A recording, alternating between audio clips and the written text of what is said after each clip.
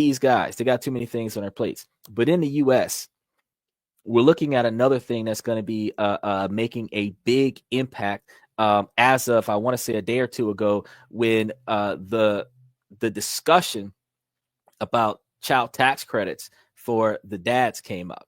Because in the United States, the child tax credit allows parents to claim a tax benefit for their dependent children, but eligibility is not strictly limited to the fathers at this moment who pay child support. So Donald Trump has not officially proposed a policy that would allow only fathers to who pay child support to claim the children on their taxes. However, the discussion surrounding the child tax credits have been prominent in his recent proposals, particularly regarding potential expansions and modifications to the existing system.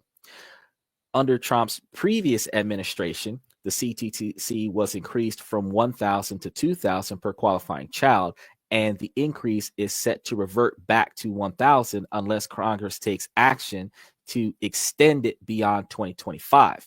Trump has expressed interest in significantly expanding the CTC with suggestions from his running mate, J.D. Vance, who is now the vice president, proposing an increase to $5,000 per qualifying child. And this expansion aims to provide more financial support to families, but does not specifically limit claims based on child support payments. Now, one of the things that single fathers have understood is that a lot of the times that there is a massive custody battle, more so because of the person in possession of the child is more likely to be the one that's going to be receiving all of this government funds and government assistance, and the person in possession of the child is more than likely not going to have to pay child support for the child.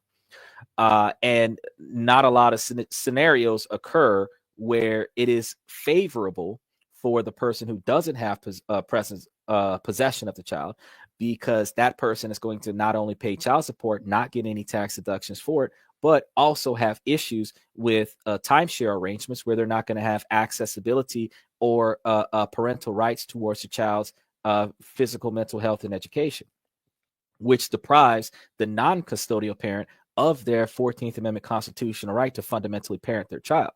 And it is still an expense for that parent with no financial deduction benefit from taxation.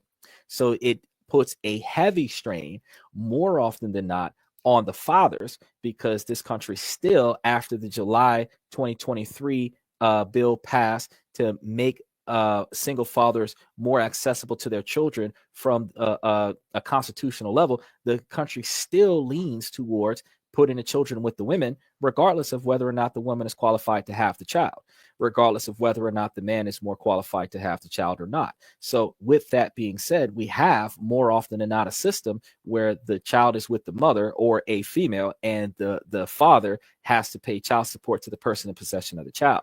In the past, some women have used this as an opportunity to monetize having children. One of the things that Bill Clinton changed with the tax credits was that women that were relying on the government assistance would have to go into a back to work career situation where they were either getting an education or going back to a part-time job, not just laying around receiving money while sitting on Section 8.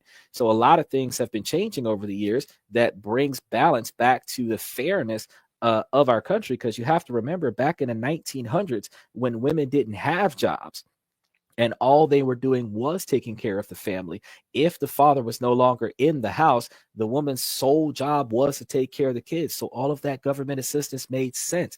But with our alpha boss ladies in 2025, where they can go out and get a Fortune 500 job where they're making $100,000 a year, it makes absolutely no sense why she's got the kids and he's paying child support for her to get her hair, fingernails, and brand new cell phone, Gucci purse, and all this other stuff. It's supposed to be for the kids. It's supposed to be, if you've got extra money in your pocket, you should take that money and put it towards a child's college education. Put it into a trust, invest it into stocks and bonds, and then when a child is 18, the child can get a free ride through college, or you can buy the child a house where the child has their own place to stay. You can build a generational wealth with the child support money that you don't need, instead of making yourself look pretty. For what? I don't understand that. And men who have children specifically work all the time. They're paying for babysitters and everything like that. And then they come and spend a little bit of time with the children. So this type of dynamic has always been a concern. So now when we start looking at the things that are changing about the here in 2025, the expectations for the single fathers who are paying child support to have more accessibility to tax credits, to be able to claim their children as dependents since they're paying for these children, that actually is going to make things a little less stressful for those people. Now, before we go into that, let's talk about what do you got to do to qualify to get those tax credits as a parent in general.